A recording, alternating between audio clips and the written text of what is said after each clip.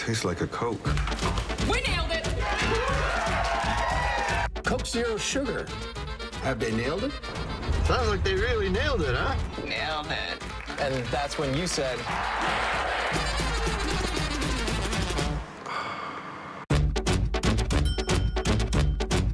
So it really tastes like a Coke. Yeah, that's the point.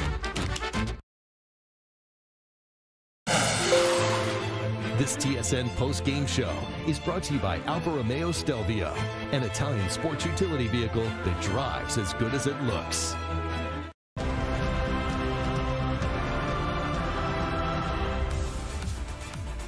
Roberto Martinez celebrates as his team comes from 2-0 down to win by 3-2 with a 94th minute goal from Nasser Chadli.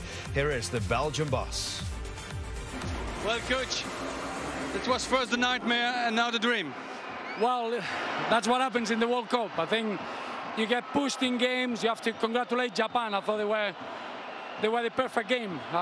They were so solid. They frustrated us. Then they were clinical on the counter.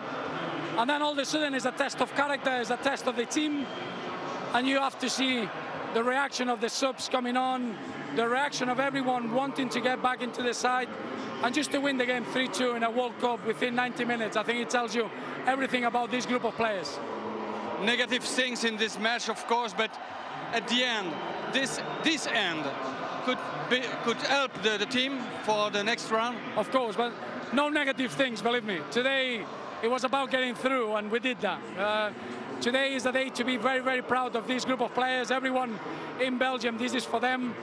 Thank you for the support, and keep believing. These players care, and they want. It's not about, in the World Cup, sometimes you want to be perfect.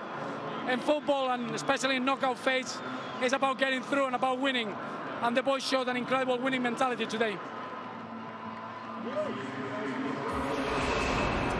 So if you missed any of the action in an incredible game, here are the highlights. 48th minute, Shibasaki with the through ball deflects off for Tongan, goes right towards Haraguchi, and he scores the first ever knockout stage goal at a World Cup for Japan, and they would get another one just 4 minutes later. Kagawa plays it through towards Takashi Inui, and it's the second goal for him in this tournament. Japan 2-0 up, Belgium left stunned. 69th minute from the corner, Japan can't get it away. Keeper comes to try and get there. It would come all the way towards Jan Vertonghen at the back post, and from a long way out tries to head it back across goal. The keeper was out of his net and it goes in. Belgium down 2-1. 74th minute, Eden Hazard with a nice move to get by the defender. Lovely cross in. There's Marouane Fellaini meeting it. He heads home 2-2. And then right at the end, the counter-attack that had been started by the keeper. In the end, it's Nasser Chadli to put it into the net, and Belgium win it with pretty much the last kick of the game. Heartbreak for Japan. Belgium go through to play Brazil in the quarterfinals. What an incredible game. What an incredible World Cup. Just when you think it can't get any better, another classic produced by these two teams. Japan 2 up, Belgium come back into it. And let's just take a look at that winning goal, because it came from Japan having an attack, and in the end Courtois' very quick thinking is the reason why this didn't go to extra time. Yeah, it certainly is. It was brilliant goalkeeping from Courtois. It came from the corner from that Honda free kick, and look at De Bruyne. The one player that Belgium really wanted that ball to be at the feet of was Kevin De Bruyne. Perfect timing of the pass, brilliant dummy from Lukaku, and Chadley's there to tap it into the net. Just a classic counter-attack goal. De Bruyne's part in that just can't be overestimated. Brilliant the way that he times that pass out wide. They work it extremely well. Something that you only sort of dream of, the way that they work that, go to the right, then back through to the left, and Chadley's all alone. He must have made up some ground to get there, because it comes from the corner kick. Here we see it into Courtois' hand, then they're away, KJ. Yeah, they're away, and as soon as the ball's rolled out there, you're screaming, foul him, aren't you? Yeah, foul him, just bring him down, because then obviously you can get to extra time at that point and see where it is, but they couldn't get near enough. I think the dribble's outstanding, the pass as well. As you mentioned, this is a really good run by Lukaku, but look at the numbers behind there. Japan roll at sea. You know, it's important. It's a good finish by Chadli. It's important to remember this too. I need to remember this, that when the corner happened, I think the commentator was Kevin Keaton, he said, if Japan score now, Belgium go out the World Cup. And what happened 12 seconds later? Belgium scored and Japan went out the World Cup. It was literally the last moment in the last action of the match. So just it has been a World Cup of magnificent moments and late moments like that. And, you know, that is right up there again with a truly remarkable finish at this year's World Cup. At 2-0.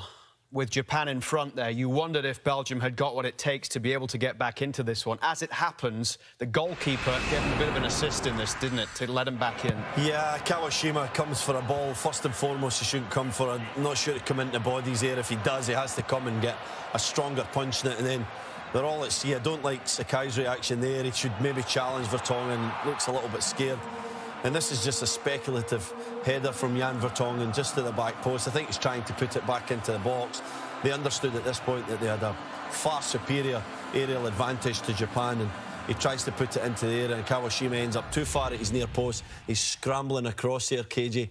Hypercritical, skims the bar and goes in, but he should be in a better position to tip that over. Yeah, he had a really bad World Cup, a really tough World Cup, and, you know, Nishino talked about that in the press conference this week. He said, look, I've had a long chat with him. He's one of our experienced members. He made a mistake on the Quintero free kick. He made a big mistake in the Senegal game as well, and on each set, he's just trying to keep building him up, but it just, unfortunately, you know, the trend would develop downwards from that spiral onwards, and again, I think he was at fault again a little bit later on as well. And that was when Fellaini, just 5 minutes after it became 2-1, managed to get the goal for 2-2. We know what Maro and Fellaini does. We know why he's been brought into games. We've seen it with Manchester United. And Maro and Fellaini, again, is the man